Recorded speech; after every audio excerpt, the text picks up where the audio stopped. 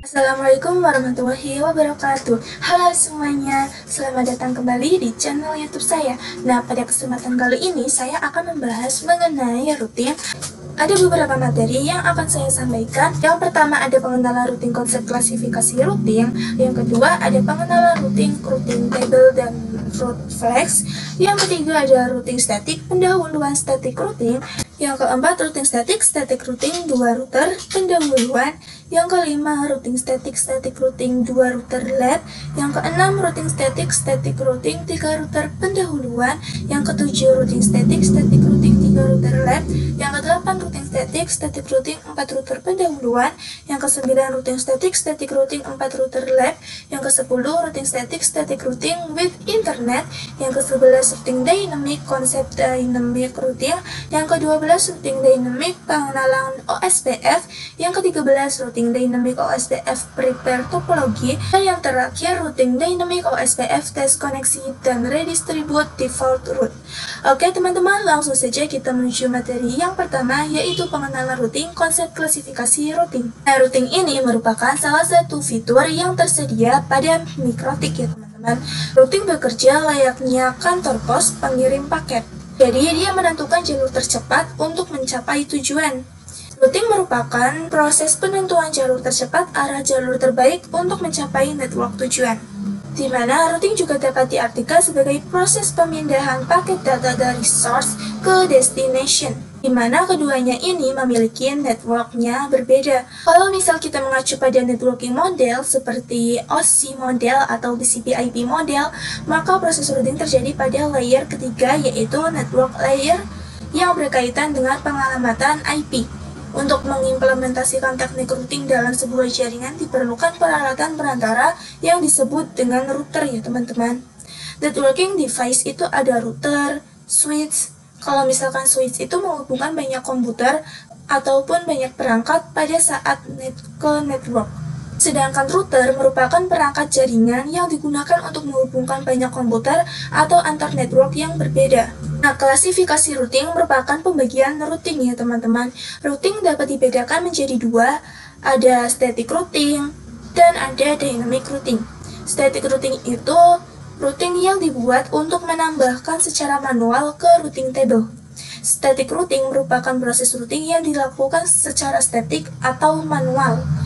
Dynamic routing berarti proses routing yang dilakukan dengan melakukan enable fungsi protokol pada router tersebut. Contoh, dynamic routing itu protokolnya ada banyak, ada OSPF, IGRP, dan lain-lain. Jadi protokolnya itu melakukan secara otomatis. Dynamic routing terbagi menjadi dua konsep, ada IGP atau Interior Gateway Protocols, dan ada EGP, Exterior Gateway Protocol. IGP ini dapat digunakan intra-autonomous system routing. Pada setiap perusahaan itu memiliki S-nya sendiri atau S-number ya teman-teman. Jadi IGP ini dapat digunakan pada S-number yang sama. Diterapkan untuk mengendalikan dalam satu organisasi. Contohnya seperti sekolah atau kampus, perusahaan, atau institusi lain. Adapun EGP itu dapat digunakan pada inter-autonomous system routing.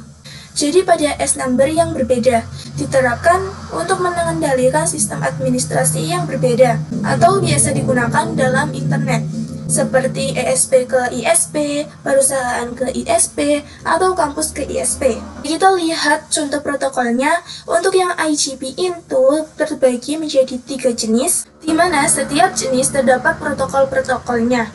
Untuk yang IGP ada yang namanya distance vector. Jadi ini bekerja dengan cara menentukan titik-titik yang terdekat. Dia memiliki protokol RIP versi 1 dan versi 2 dan juga IGRP. Sedangkan yang link state ini bekerja dengan cara melihat besaran bandwidth pada setiap titiknya ya teman-teman. Protokolnya ada OSPF dan ISIS. Nah, kalau hybrid itu gabungan antara distance dan link state ya teman-teman. Protokolnya adalah EIGRP. Untuk yang protokol IGP yang dapat kita ketahui mungkin ada satu, yaitu BGP ya teman-teman. Oke teman-teman, langsung saja kita menuju materi yang kedua, yaitu pengenalan routing table, dan route flex. Nah, router berfungsi untuk menghubungkan antar komputer atau perangkat yang berbeda networknya. Untuk menghubungkannya, itu harus dilihat berdasarkan routing table yang ada ya teman-teman. Jadi ketika kita ingin melakukan proses routing, itu perlu melihat pada patokan routing table-nya. Jadi routing table itu berisi informasi mengenai rute ke jaringan atau network tertentu. Routing table dapat berisi nilai prioritas atau metrik dari masing-masing rute. Routing table ini dapat terbentuk yang pertama dari semua yang berasal dari Dynamic Routing Protocol.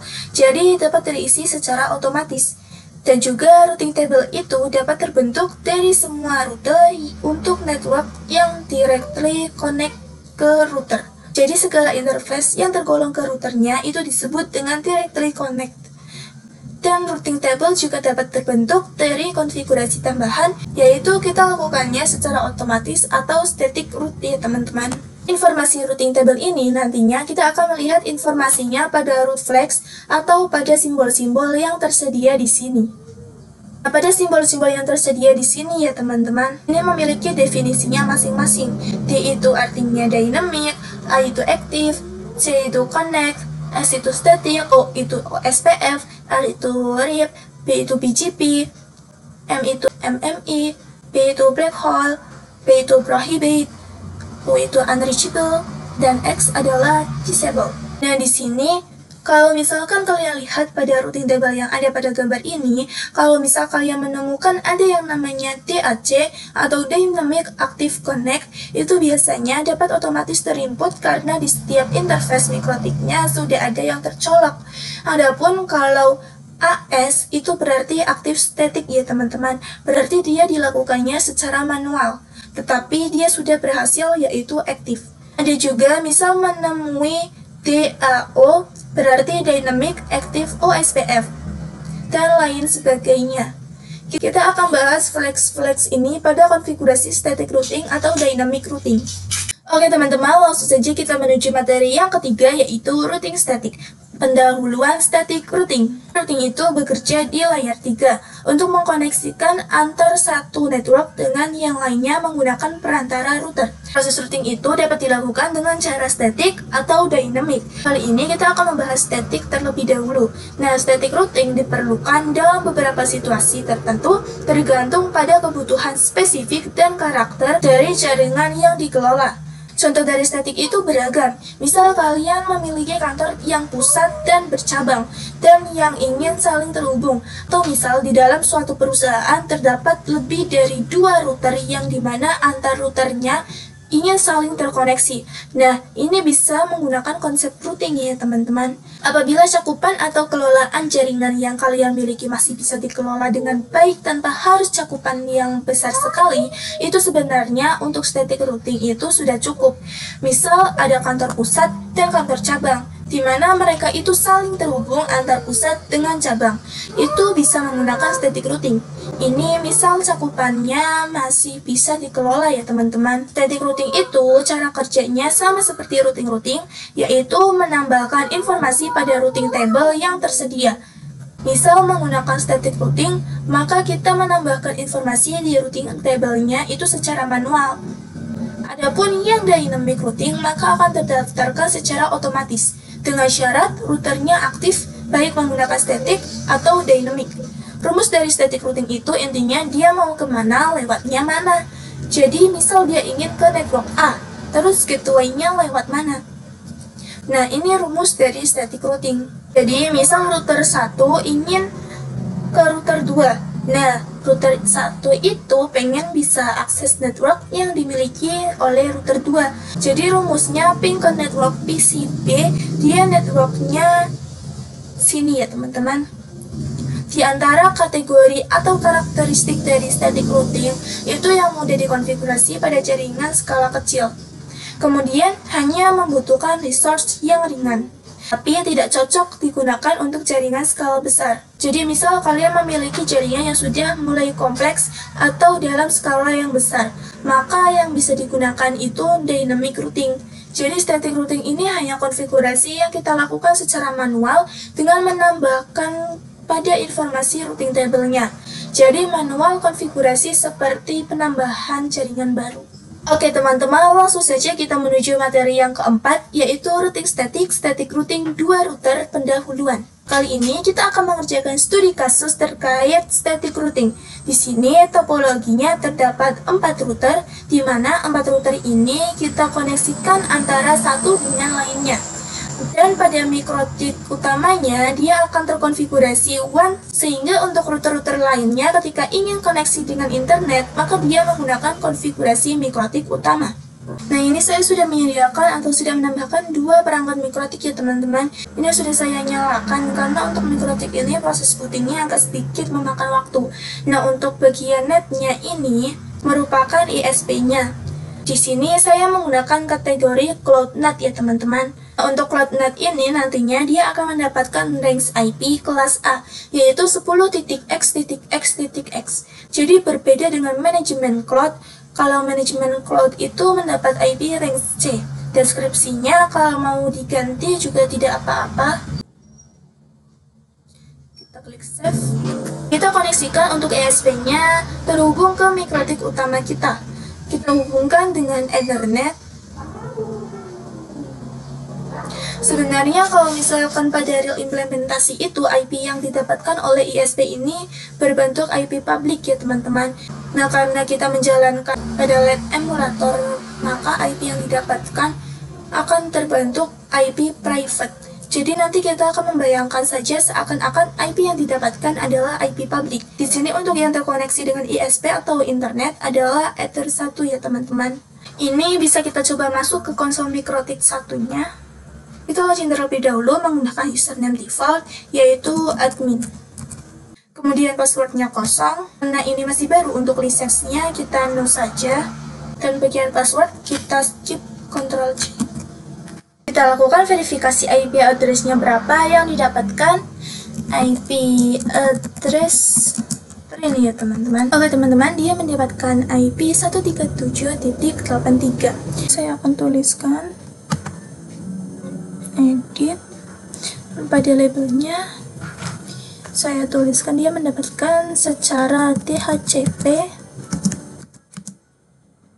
dengan IP 10.0.137.x. Ini saya tuliskan X karena nanti kita berbeda-beda mendapatkan IP-nya.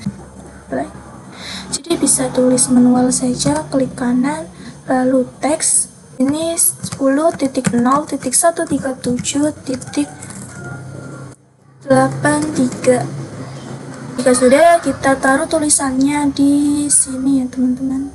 Karena kita akan mencoba dengan 2 mikrotik terlebih dahulu, maka saya koneksikan antara mikrotik 1 dengan mikrotik 2 menggunakan Ethernet.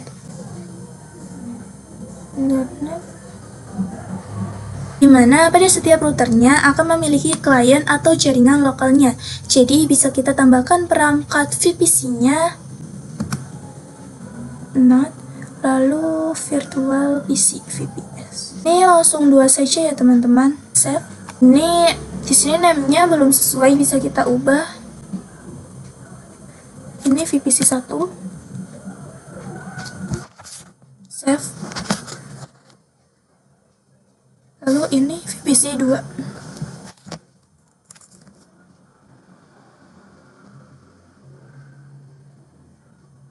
Jadi ini kayak untuk mikrotik pertama dan yang ini untuk klien mikrotik kedua. Kita gabungkan menggunakan Ethernet ya teman-teman.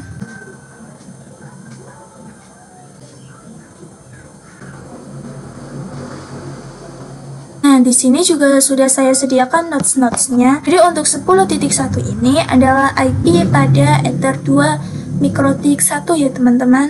Ether 2 mikrotik 1. Kemudian untuk yang 1.1 ini adalah IP mikrotik 1 yang mengarah ke klien. Untuk yang 10.2 ini terdapat pada ether 1 yang dimiliki oleh mikrotik kedua ya teman-teman. Ini kita taruh di sini. Kemudian untuk yang 2.1 ini adalah IP mikrotik 2 yang mengarah ke klien. Kemudian untuk yang 1.2 ini adalah IP VPC 1 ya teman-teman. 2.2 ini adalah IP VPC 2. Untuk mikrotik 1 yang mengarah ke mikrotik 2 ini menggunakan IP 10.1.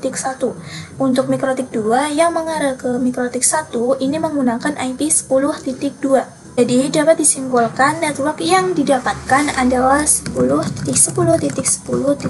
ya teman-teman. Lalu kita apply. Dan untuk mikrotik 1 yang mengarah ke klien, dia network yang didapatkan adalah 192.168.1.0. Kita klik apply. Untuk mikrotik 2 yang mengarah ke klien, network yang didapatkan adalah 192.168.2.0. Kita klik apply. Kita masuk ke mikrotik 1. Kita ganti hostname-nya agar tidak bingung, yaitu sistem identity. Lakukan set name sama dengan namanya mau apa, misal router 1. Kita lakukan print. Jadi dia sudah berubah ya teman-teman. Lakukan juga pada mikrotik kedua. Login menggunakan admin, passwordnya kosongan. Ctrl C. Kalau kita cek IP address print, maka masih kosong ya teman-teman, karena kita belum melakukan addressing kemanapun. Kita ganti hostname-nya sistem identity set name sama dengan router 2. Kita enter. Lalu sistem identity print. Oke, dia sudah berganti ya teman-teman. Kita bisa ganti juga di sini. Deskripsinya ganti. Mikrotik pertama adalah router 1, kemudian klik save. Mikrotik kedua adalah router 2. Kita klik save. Kita coba lakukan yang namanya neighbor ya teman-teman. Di sini misal saya ketikkan IP neighbor print. Nah, dia akan melihat informasi tetangga yang dia miliki. Pada bagian ether 2-nya, dia mengarah ke router 2 ya teman-teman. Ini merupakan MAC address-nya router 2. Kemudian, misal kita cek pada router 2 terkait neighbor yang dimiliki, maka dia akan menginformasikan router 1. Kita coba IP neighbor print. Oke, ini untuk ether 1. Oke, sudah sesuai ya teman-teman. Jadi neighbor ini berfungsi untuk menulis informasi tetangga yang terkoneksi pada perangkat router. Oke teman-teman, langsung saja kita menuju materi yang kelima, yaitu routing static routing 2 router LAN. Dimana kita akan melanjutkan studi kasus 2 router. Untuk IP ISP ini adalah IP Pinet Lab kita ya teman-teman. Yang bisa kita lihat di sini ya teman-teman. Untuk IP-nya adalah yang IP Pinet NAT ini adalah 10.0.137.1.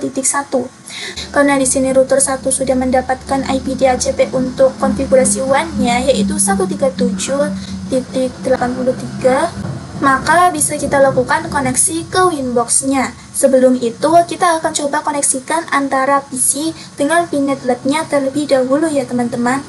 Bisa kita buka command prompt, run as administrator. Di sini kita lakukan routing antara PC dengan Pinet Lab-nya agar bisa saling terkoneksi. Untuk melakukan routingnya bisa menggunakan perintah root add, masukkan IP networknya Pinet Lab yaitu 10.0.137.0 ya teman-teman. Lalu max prefixnya karena dia menggunakan /24, maka subnet maxnya adalah 255.255.255.0. Kemudian kita taruh gateway-nya. Gateway-nya di sini itu kita masukkan IP Pinet Lab-nya yaitu 192.168.141.142. Kita enter. Oke. So, kalau kita lakukan ping dari PC kita ke mikrotik utama yaitu 10.0.137.83, ini maka dia sepertinya bisa ya teman-teman. Kita coba ping 10.0.137.83. Oke, dia bisa. Karena ini sudah berhasil, maka kita bisa langsung koneksikan dengan mikrotik Winbox. Kita buka Winbox-nya. Sini untuk IP dari router 1 adalah 10.0.137.83. Kita connect. Oke, sudah berhasil untuk yang mikrotik pertama yaitu router 1. Kita bisa mengkoneksikan mikrotik kedua juga tanpa mematikan mikrotik pertama dengan fitur Roman ya teman-teman. Jadi fitur Roman itu artinya terhubungnya router sampingnya tanpa harus teridentifikasi IP address-nya. Jadi kalau misalkan kita contohkan pada implementasi kali ini melalui router 1, dia akan bisa connect juga ke router 2. Kita bisa nyalakan terlebih dahulu fitur Roman-nya di kedua mikrotik agar nantinya bisa masuk menggunakan fitur Roman. Nah, untuk router 1 kita nyalakan Roman-nya, bagian tools, lalu Roman. Nah, di sini kita centang yang bagian enable, lalu kita klik apply, lalu oke. Kemudian untuk router 2 kita nyalakan fitur Roman-nya menggunakan perintah tool. Kemudian pergi ke Roman. Lalu kita lakukan set enable sama dengan yes. Oke, kalau misal kita print, ini statusnya enabled-nya sudah yes ya teman-teman. Jadi misal kita pergi ke router 1, kita klik more, lalu klik new Winbox. Di sini koneksinya ke router 1 yaitu 10.0.137.83, tapi connect-nya ke connect to Roman. Pada bagian Roman-nya ini akan teridentifikasi router 2-nya. Jadi kita bisa masuk ke router 2 menggunakan Winbox tanpa harus router 2-nya ini memiliki IP address. Karena untuk IP address-nya belum kita konfigurasi. Jadi kita bisa masuk ke router 2, connect. Oke, bisa ya teman-teman. Jadi artinya kita masuk ke router 2 ini via router 1. Langsung saja kita lakukan addressing pada setiap interface-nya. Masuk ke router 1 terlebih dahulu. Kita klik IP, lalu addresses. Untuk yang mengarah ke Ether 1 atau ISP ini sudah terkonfigurasi secara dynamic ya teman-teman. Kita langsung saja konfigurasi pada Ether 2 dan Ether 3. Kita klik add untuk Ether 3 terlebih dahulu ya teman-teman. Address-nya yaitu 192.168.1/24. Untuk Ethernya mengarah ke client Ether 3 ya teman-teman. Kita klik apply, lalu oke.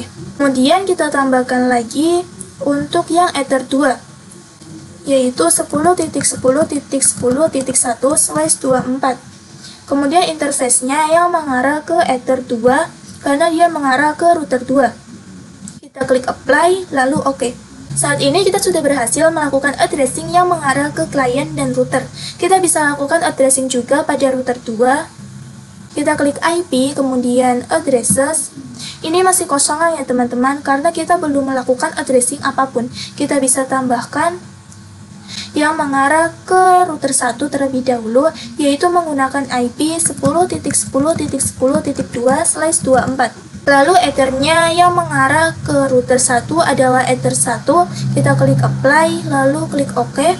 Lakukan juga addressing yang mengarah ke klien, yaitu 192.168.2.1/24, yaitu menggunakan Ether 2. Kita klik apply, lalu klik OK. Saat ini kita sudah berhasil melakukan addressing pada router 1 dan router 2. Ini jika kita lihat informasi routing table pada setiap routernya. Jadi kalau ingin melihat routing table itu bisa klik IP, lalu routes ya teman-teman, routes. Di sini ada informasi DHC. Kita coba cek pada router 2, IP, routes. Yang dimaksud dengan DAC ini adalah Dynamic Active Connect. Jadi ini sudah aktif dan terkoneksi dan didaftarkan di routing table-nya secara dynamic. Artinya, ketika kita konfigurasi addressing pada interface, baik yang mengarah ke klien atau yang mengarah ke router sebelahnya, itu akan didaftarkan pada routing table secara otomatis. Ini sudah ada yang 10.0 ya teman-teman, berarti dia sudah bisa berkomunikasi antara router 1 dengan router 2. Begitupun kalau sudah ada informasi 1.0, berarti dia sudah bisa komunikasi antara router 1 dan VPC 1. Kalau kita ingin komunikasi dengan network 2.0, maka kita perlu menambahkan informasi routing table-nya menggunakan proses routing.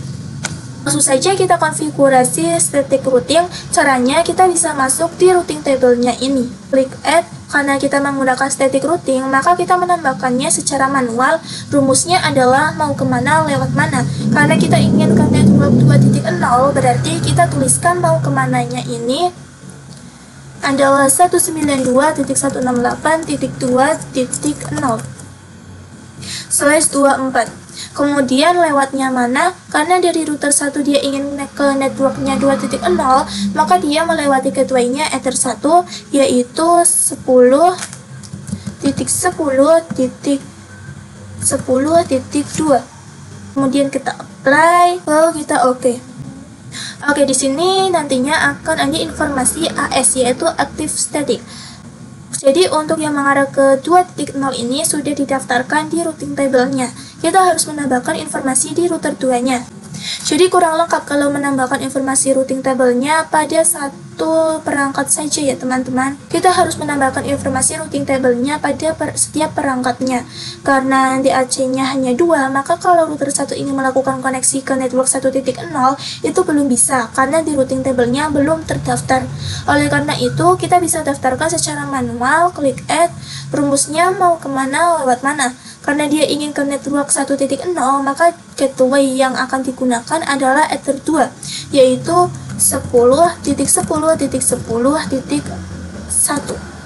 Untuk TST address-nya adalah 192.168.1.0/24. Bisa kita apply, lalu kita oke. Oke, ada informasi AS ya teman-teman, yaitu Active Static. Jadi kalau misal kita lakukan ping dari router 2, misal kita ketikkan IP route print, dia sudah terdaftar yang 1.0 ya teman-teman. Berarti bisa kita ping IP router satunya, yaitu ping 192.168.1.1. Oke, dia sudah berhasil. Untuk konfigurasi static routingnya sudah berhasil. Kita tinggal coba pada VPC-nya. Ini kita nyalakan terlebih dahulu VPC-nya.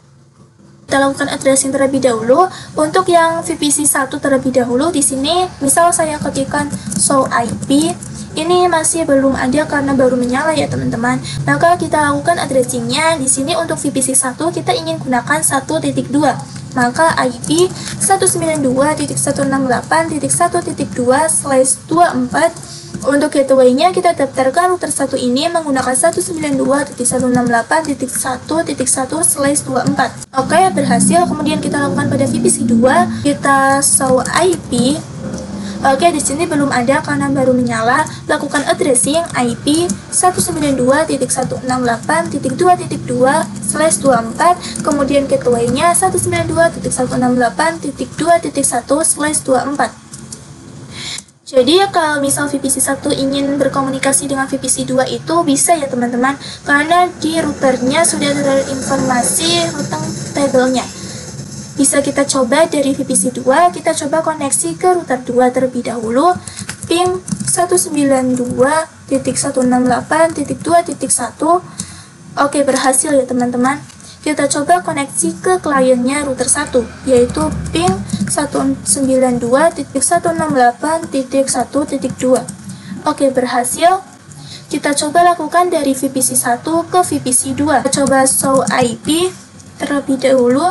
Kita lakukan ping dari VPC 1 ke VPC 2, ping 192.168.2.2.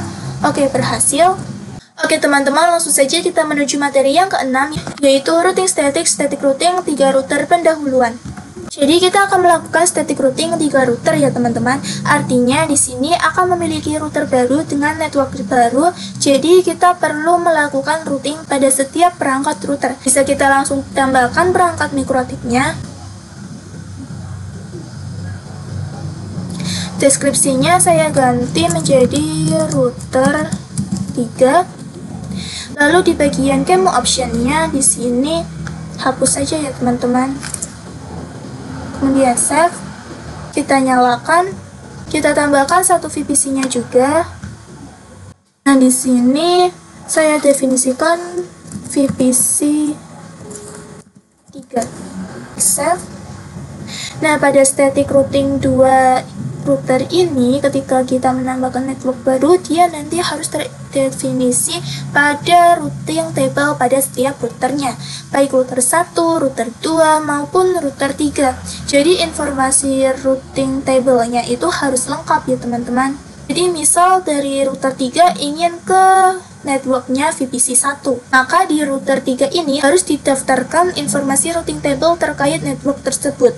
Adapun yang DAC itu akan teridentifikasi atau akan terdaftar secara otomatis. Karena DAC Dynamic Active Connect. Jadi kalau misalkan antara router 1 dengan router 2 atau router 1 dengan VPC 1, maka itu masuk kategori DAC. Karena itu memang terkoneksi pada interface di perangkat mikrotiknya. Adapun kalau misal dari router 1 ingin ke VPC 2, itu dia tidak terkoneksi secara langsung, maka harus didaftarkan routingnya terkait network yang dituju. Saya coba masuk dengan login menggunakan user admin, passwordnya kosong, ini N, Ctrl C. Kalau misal kita lihat terkait tetangganya, IP, naik bor, print. Oke, di sini masih belum ada ya teman-teman. Kita ganti hostname-nya terlebih dahulu, sistem identity. Lalu kita lakukan penggantian nama hostname-nya mau apa. Contoh set name router 3. Kita coba print. Ini sudah terganti namanya router 3 ya teman-teman. Kita pergi ke menu paling awal. Ini saya coba koneksikan dari mikrotik router 3 ke router 2. Kemudian ke VPC 3. Kita coba lagi. IP, naik bor, print. Oke, dia sudah ada ya teman-teman. Ini MAC address-nya router 2. Jadi untuk Ether 3 ini yang dimiliki oleh router 2 ini akan memiliki IP address 10.20.20.1 ya teman-teman, /24. Lalu router 3 pada Ether 1 ini akan memiliki IP 20.2/24. Kemudian router 3 pada Ether 2 yang mengarah ke klien akan memiliki IP 192.168.3.1/24. Untuk IP dari VPC 3 ini adalah 192.168.3.2/24. Nah, di sini bisa kita aktifkan fitur Roamon terlebih dahulu pada router 3 agar nantinya router 3 dapat dikonfigurasi melalui aplikasi Winbox ya teman-teman. Sini kita bisa pergi ke menu tool, lalu Roamon, kemudian set enabled sama dengan yes. Kemudian kita coba print. Oke, ini Roamon-nya sudah aktif, enabled yes ya teman-teman. Oke teman-teman, langsung saja kita menuju materi yang ketujuh, yaitu routing static routing 3 router lab. Saya akan coba kasih label di sini ya teman-teman. Untuk router 2 dan router 3 menggunakan network 10.20.20.0. Kita apply. Sedangkan antara router 3 dengan klien VPC 3 ini menggunakan network 192.168.3.0. Kita apply. Di sini saya akan masuk ke router 3 dengan router 1.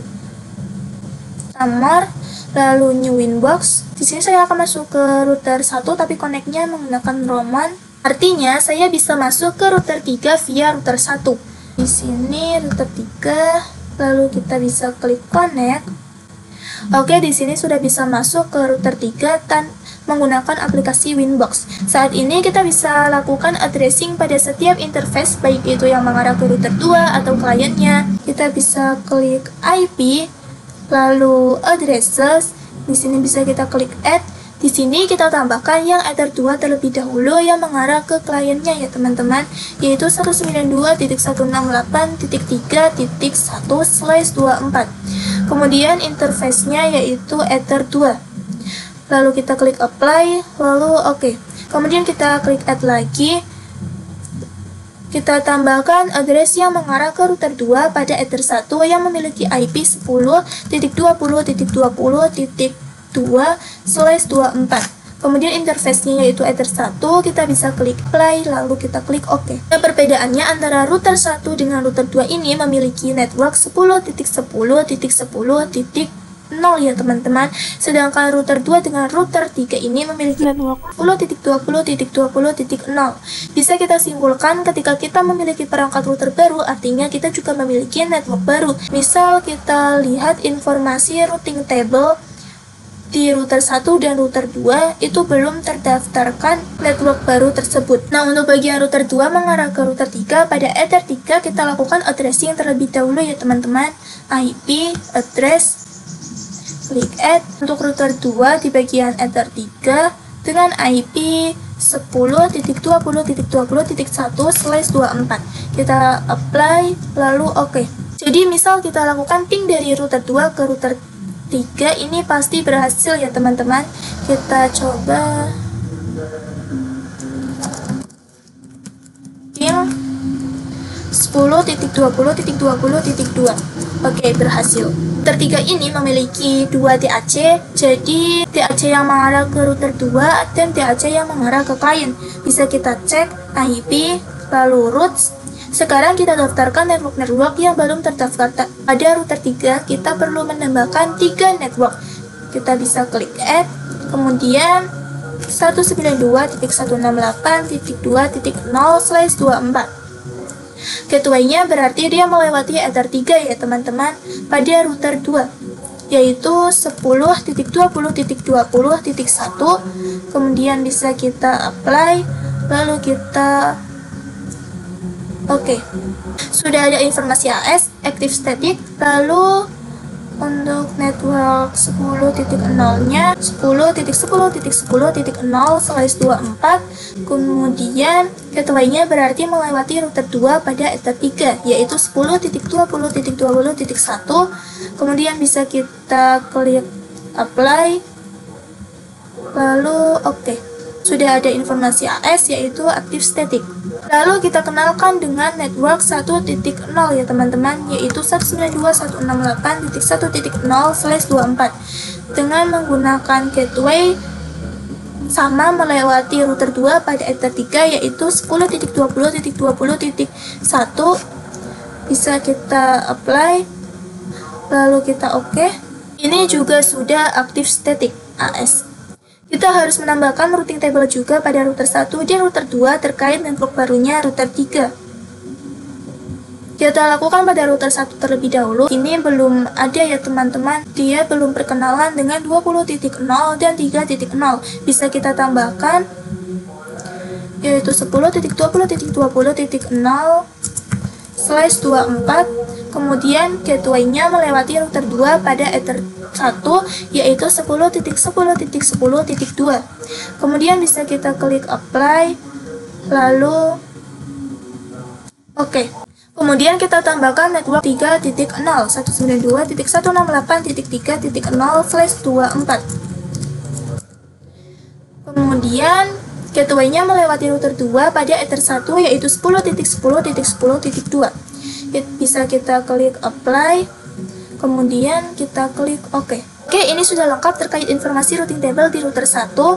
Selanjutnya kita konfigurasikan pada router 2 pada IP, kemudian routes. Ini belum berkenalan dengan 3.0 ya teman-teman, bisa kita tambahkan yaitu 192.168.3.0/24. Kemudian gateway-nya melewati address 1 yang dimiliki router 3 yaitu 10.20.20.2. Kemudian bisa kita apply, lalu kita oke. Oke, ini sudah lengkap terkait informasi routing table pada router 2. Lalu kita lakukan addressing pada VPC 3. Kita nyalakan terlebih dahulu VPC 3-nya. Bisa kita show IP. Oke, ini masih kosong ya teman-teman. Kita lakukan IP 192.168.3.2/24, kemudian gateway-nya 192.168.3.1/24. Jadi ini gateway-nya yaitu Ether 2 pada router 3 ya teman-teman. Kemudian kita coba ping dari VPC 3 ke router 3, ping 192.168.3.1. Oke, berhasil. Kita coba VPC 3 komunikasi dengan VPC 1. Kita coba ping 192.168.1.2. Oke, berhasil. Tracer pada VPC ini berfungsi untuk melihat jalur destinasi yang digunakan untuk mencapai network yang dituju. Misal di sini untuk VPC 3 ini memiliki IP 3.2. Lalu misal saya ingin VPC 3 komunikasi dengan VPC 2 ping 192.168.2.2. Oke, berhasil. Rute yang digunakan ini kita menggunakan tracer yaitu trace 192.168.2.2. Artinya kalau dari VPC 3 ini ke VPC 2, router mana yang digunakan, di sini bisa dilihat kita perlu ke 3.1, pergi ke 20.1, lalu ke destinasi akhir yaitu 2.2.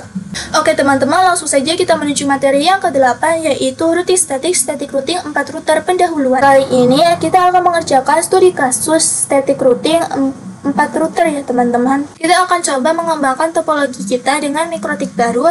Nantinya kita akan lakukan konfigurasi networking dengan metode static. Saya tambahkan mikrotiknya yaitu mikrotik 4. Saya ganti deskripsinya router 4. Kemudian kemunya ini dihapus saja. Save. Ini saya nyalakan. Saya login terlebih dahulu.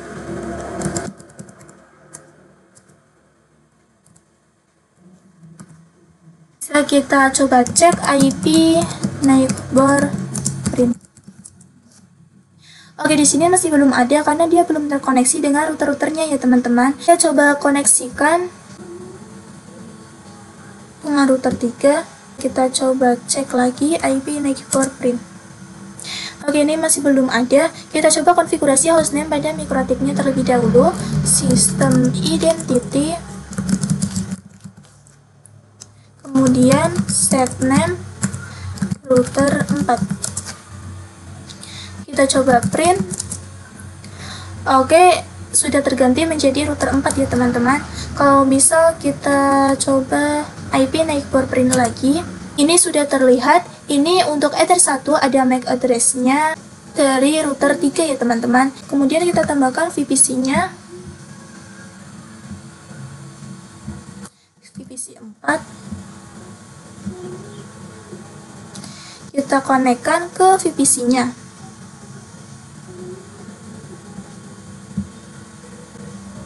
Nah, 4 router ini akan kita lakukan static routing karena kita masih menambahkan router baru, otomatis nanti kita harus mendaftarkan network baru. Nah, network barunya di sini akan didefinisikan pada 10.30.30.0. Kita apply. Berarti nanti di router 3, Ether 3 akan kita konfigurasikan 30.1 sini. Lalu pada router 4 Ether 1 ini kita akan konfigurasikan 10.30.30.2/24.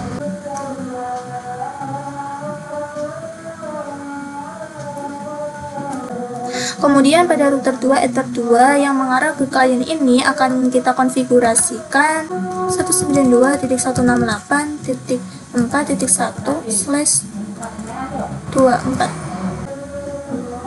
Kemudian untuk kliennya akan kita konfigurasi 192.168.4.2/24. Saya definisikan antara router 4 dan klien ini memiliki network 192.168.4.0. Apply. Aktifkan fitur Roman pada router 4. Roman, kemudian enable yes. Kita coba print. Oke, ini sudah aktif. Oke teman-teman, langsung saja kita menuju materi yang ke-9, yaitu routing static routing 4 router lab. Kita lakukan addressing pada VPC 4 dan router 4. Kita coba lakukan addressing pada router 4 dan router 3 yang mengarah ke router 4 di ether 3-nya ya teman-teman. Kita ke menu IP, lalu addresses. Kita klik add. Kita tambahkan pada ether 3. IP-nya yaitu 10.30.30.1/24. Bisa kita apply, lalu oke. Oke, berhasil. Kita connect Winbox ke router 4 di router 1. Klik more, new Winbox. Kita isikan IP router 1. Kita connect to Roman. Di sini sudah teridentifikasi router 4 ya teman-teman. Klik connect. Oke, berhasil. Lakukan addressing pada VPC 4. Kita coba show IP. Ini masih kosong. Langsung saja IP 192.168.4.2/24. Kemudian gateway-nya 192.168.4.1/24. Oke, berhasil. Kita coba show IP. Oke, sudah ada ya teman-teman. Kita lakukan addressing pada router 4. Kita ke menu IP, lalu addresses, lalu kita klik add. Kita coba pada ether 2 terlebih dahulu yang mengarah ke klien, yaitu 192.168.4.1/24. Headernya ether 2, kemudian kita klik apply, lalu oke. Di sini kita tambahkan lagi yang ether 1. IP-nya 10.30.30.2/24.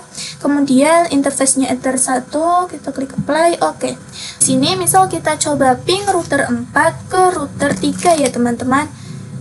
Atau router 4 ke VPC itu bisa karena sudah DAC Dynamic Active Connect. Kalau misal kita lakukan IP root print, ini ada dua ADC atau DAC di sini. Kita coba ping ke router 3, ping 10.30.30.1. Oke, berhasil. Kita coba ping kliennya, ping 192.168.4.2. Oke, berhasil. Sekarang kita lakukan static routing karena kita memiliki network baru. Otomatis di router 1, router 2, router 3 itu harus menambahkan network baru terkait router 4 ini. Kita mulai dari router 4. Kita coba klik IP, lalu routes. Nah, DAC-nya ini sudah ada dua. Ketika kita ingin mendaftarkan atau ingin melakukan static routing, berarti kita harus mendaftarkan network yang belum didaftarkan. Kita perlu menambahkan 5 network. Kita klik add, kemudian yang network 3.0 192.168.3.0/24. Kemudian gateway-nya melewati 10.30.30.1, klik apply, lalu klik OK. Ini sudah ada informasi AS-nya, aktif static, kemudian add 192.168.2.0/24. Kemudian gateway-nya melewati ether 3 yang memiliki IP 10.30.30.1. Bisa kita apply, lalu oke. Kita add lagi 192.168.1.0/24. Kemudian gateway-nya sama 10.30.30.1.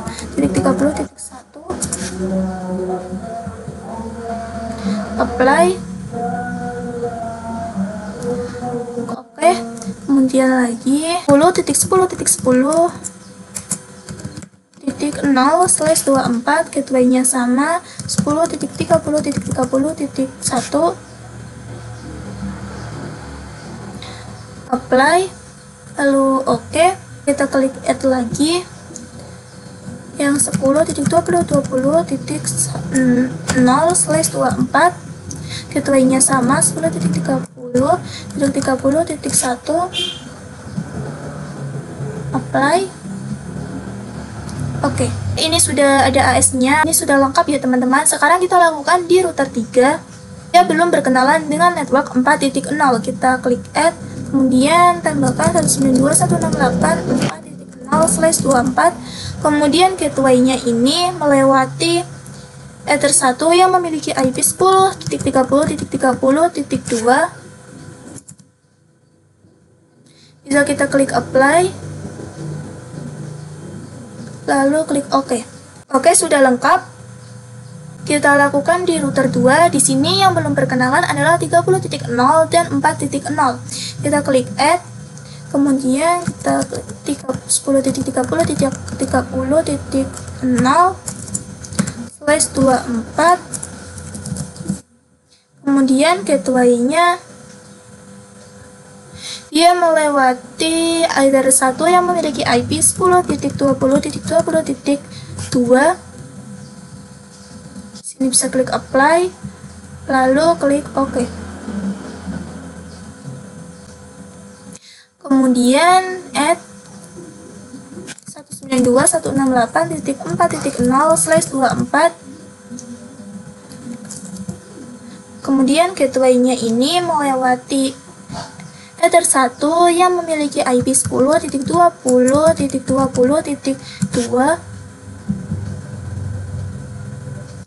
Kita klik apply, lalu klik OK. Oke, ini sudah lengkap. Kita lakukan pada router 1.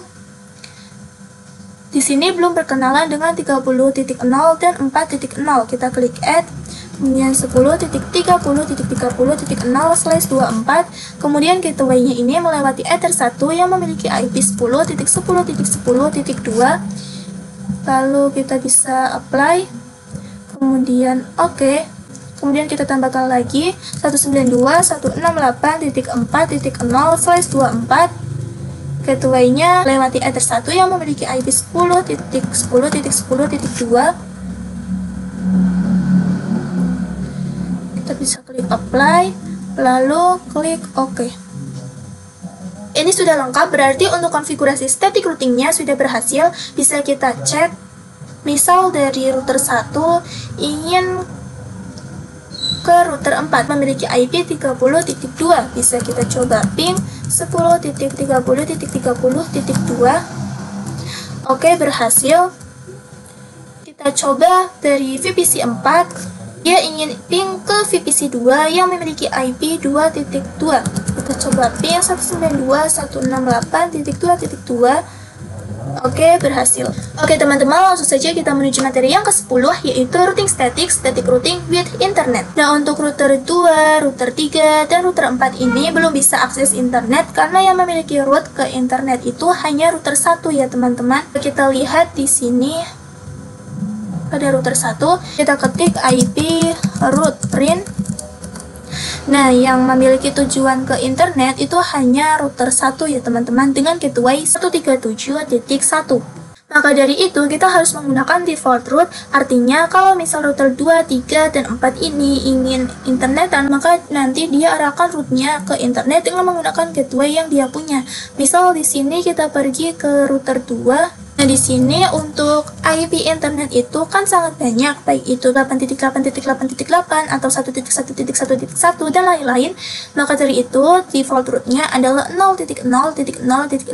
Jadi misal di sini saya tambahkan IP root add, di sini langsung tambahkan gateway-nya yaitu gateway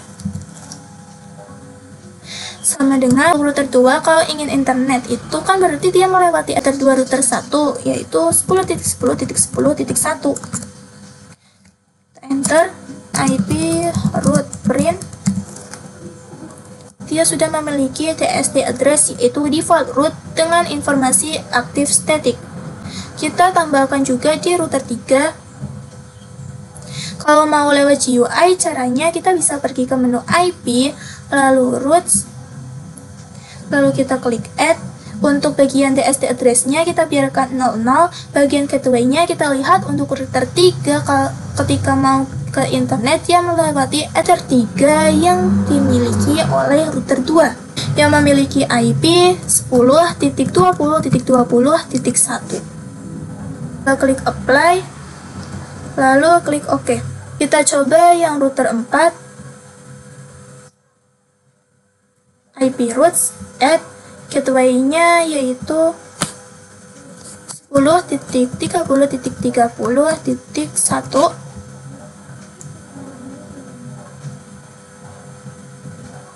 Apply, lalu OK. Nah, saat ini konfigurasi default route-nya sudah selesai. Terakhir kita perlu mengaktifkan firewall pada router 1. Karena kalau misal seluruh perangkat yang terhubung ke router 1 kan dia ingin internetan, berarti dia harus melewati router 1 terlebih dahulu. Berarti harus dikonfigurasi NAT-nya terlebih dahulu, yaitu pada menu IP, lalu firewall, lalu pada bagian NAT, yaitu SRC NAT karena dia dari lokalnya, kemudian ingin akses ke luar internet, berarti dengan menggunakan action masquerade. Kita klik add dengan chainnya SRC NAT, kemudian out interface-nya dia mengarah ke Ether 1 yang mengarah ke ISP ya teman-teman. Kemudian action-nya menggunakan masquerade. Kita klik apply, lalu klik OK. Saat ini insya Allah semua routernya sudah bisa internetan. Kita bisa cek dari router 4. Kita coba ping ke Google. Salah satu ID-nya yaitu ping 8.8.8.8. Oke, sudah berhasil. Coba yang lainnya ping 1.1.1.1. Oke, sudah berhasil juga. Kita coba menggunakan domain ping google.com. Nah, di sini masih belum bisa ya teman-teman, karena domain DNS-nya belum diaktifkan. Kita coba di sini IP DNS print. Nah, ini masih belum ada, bisa kita tambahkan di sini IP DNS set servers sama dengan ini IP address-nya Google. Kita gunakan salah satu IP-nya yaitu 8.8.8.8. Kita coba ping google.com. Oke, dia sudah bisa. Lakukan juga pada router 2 dan router 3. Router 3 ping 8888. Oke, berhasil. Kita coba ping google.com. Belum berhasil karena DNS-nya belum kita aktifkan. Bisa kita isikan dengan salah satu IP Google, IP DNS set servers sama dengan 8888. Kita coba ping Google lagi. Oke, ini sudah bisa. Kita coba praktekkan dari salah satu VPC client. Kita coba ping 8.8.8.8. Oke, ini sudah bisa. Tapi jika kita coba ping google.com itu belum bisa ya teman-teman, karena IP DNS-nya ini belum terisi. Jadi kita bisa isikan salah satu IP Google-nya, IP DNS 8888, enter. Kita coba ping google.com. Oke, sudah bisa. Coba pada VPC 1 ping 1111. Oke, berhasil. Kita tambahkan salah satu IP Google-nya, IP DNS 8888. Kemudian kita coba ping google.com. Oke, sudah berhasil. Oke teman-teman, langsung saja kita menuju materi yang ke-11, yaitu routing dynamic, konsep dynamic routing. Dynamic routing merupakan penambahan informasi pada rute yang table secara otomatis. Routing dynamic atau routing dinamis merupakan salah satu cara untuk mendistribusikan informasi routing table secara otomatis. Hal ini dapat memudahkan perubahan dan ekspansi saat memiliki jaringan yang sudah terlalu besar. Konsep dari dynamic routing itu ada dua, ada IGP dan EGP. IGP itu artinya Interior Gateway Protocol. Pada S yang sama ada 3 jenis.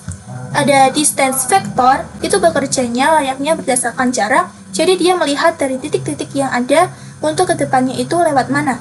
Ada link state, itu berdasarkan penglihatannya seperti bandwidth, jadi dia menggunakan parameter apa. Dan hybrid, itu gabungan distance dan link state. Kemudian EGP itu artinya Exterior Gateway Protocol. Contohnya ada BGP. Sini kita hanya membahas salah satunya, yaitu OSPF. OSPF itu merupakan konfigurasi dynamic routing yang lumayan sederhana ya teman-teman. Jadi nantinya pada OSPF dynamic routing ini akan kita coba implementasikan pada topologi routing yang sudah kita buat sebelumnya.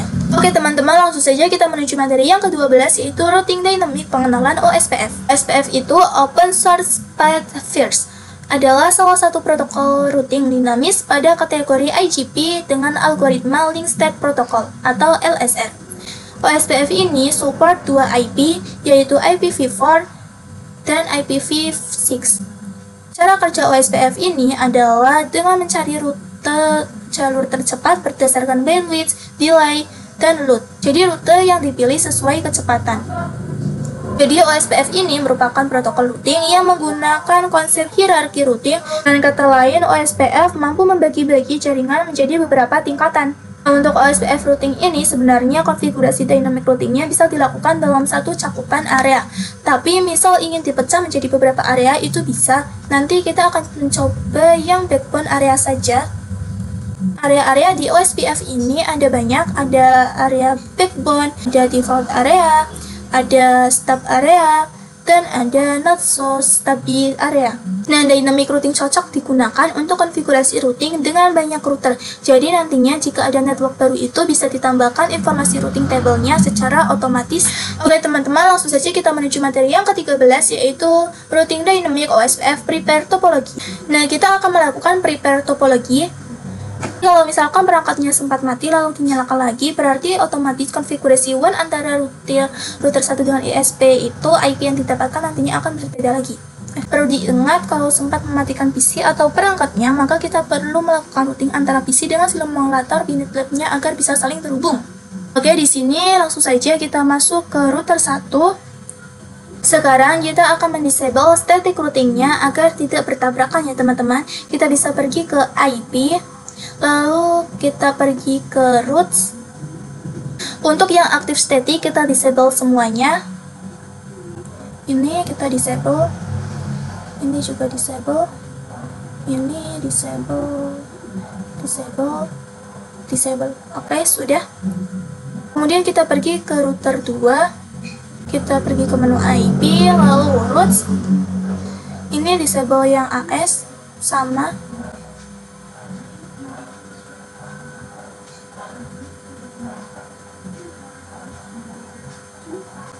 Kemudian ke router 3, IP, routes, kita disable yang AS.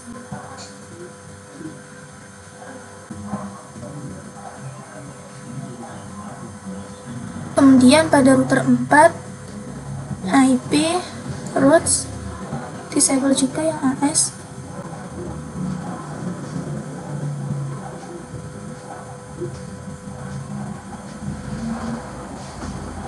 Jadi untuk yang mengarah ke internet juga kita disable ya teman-teman.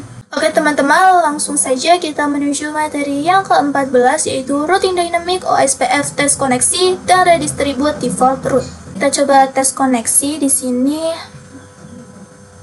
Oke teman-teman, jadi sebelumnya tadi saya sudah menambahkan sebuah router dan VPC. Jadi tadi saya sudah menambahkan sebuah IP address juga di sini. Dan sudah menambahkan juga pada router 4-nya juga di sini yang 40 ya teman-teman. Ya teman-teman, tadi juga saya mematikan semua routernya ya teman-teman. Jadi router 1 ini yang terhubung langsung ke ISP ini IP-nya berbeda dari sebelumnya, yaitu 137.1.16.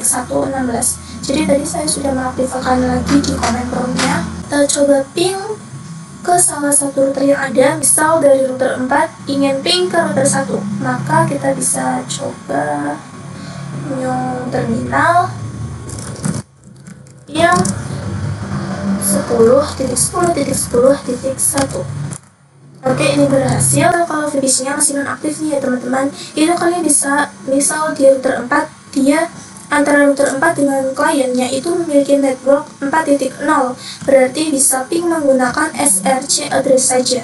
Misal seakan-akan yang ping itu 4.0 dengan tujuan yang kita pengen. Misal dari 4.0 ingin ping ke 2.0, jadi bisa kita lakukan ping mau kemana, yaitu 192.168.2.1 sebagai networknya router 2, kemudian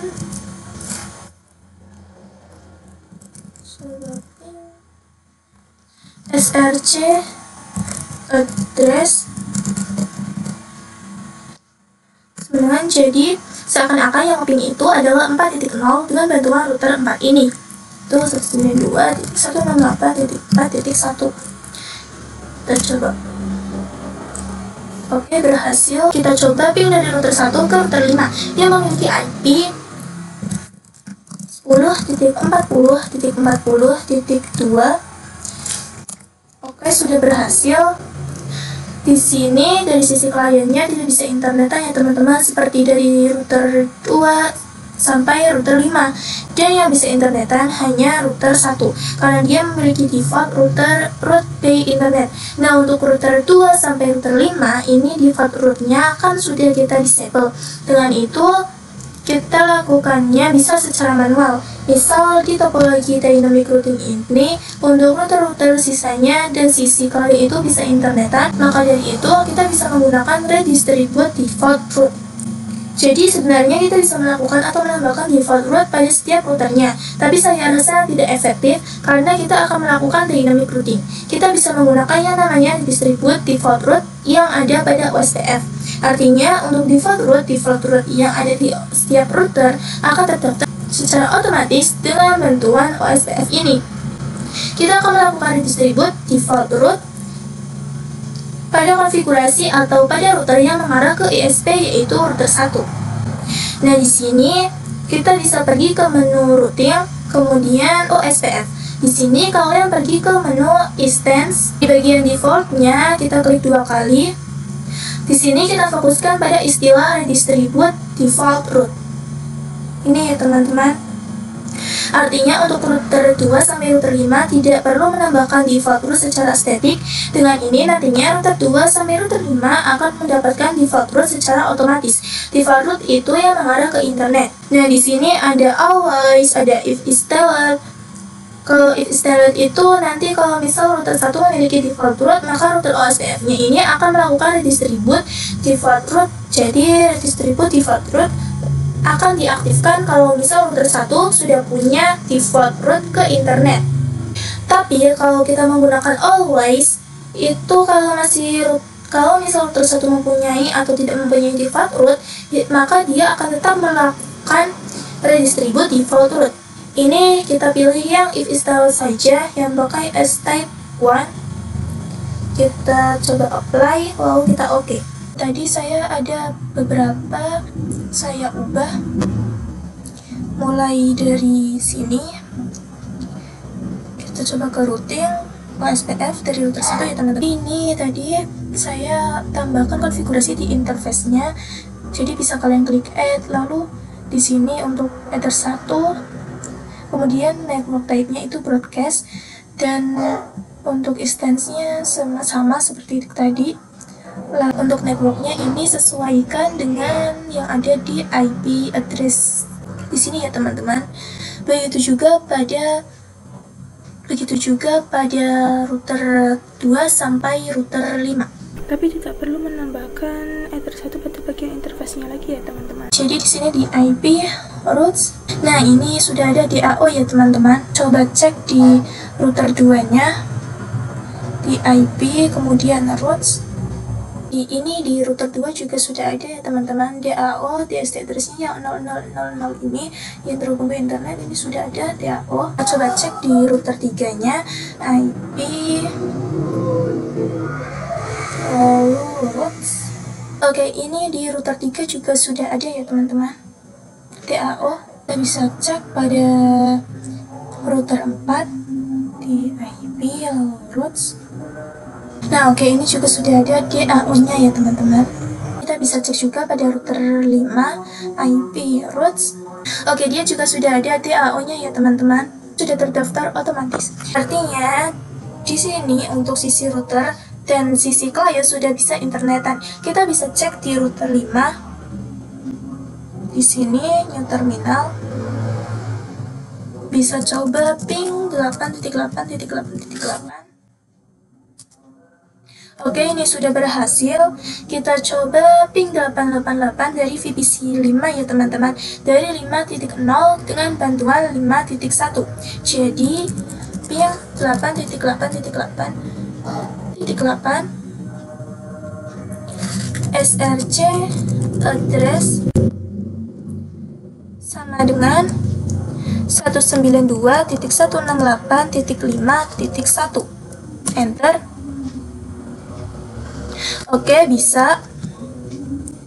Jadi artinya nanti kalau misal VPC 5 diaktifkan, dia akan tetap bisa internetan karena kita sudah uji coba pada network 5.0 ya teman-teman.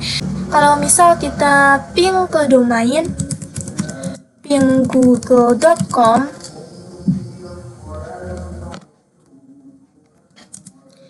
ini pasti belum bisa ya teman-teman. Karena pada bagian DNS-nya belum kita setting. Kita bisa setting pada IP DNS set servers sama dengan masukkan salah satu IP Google 8888.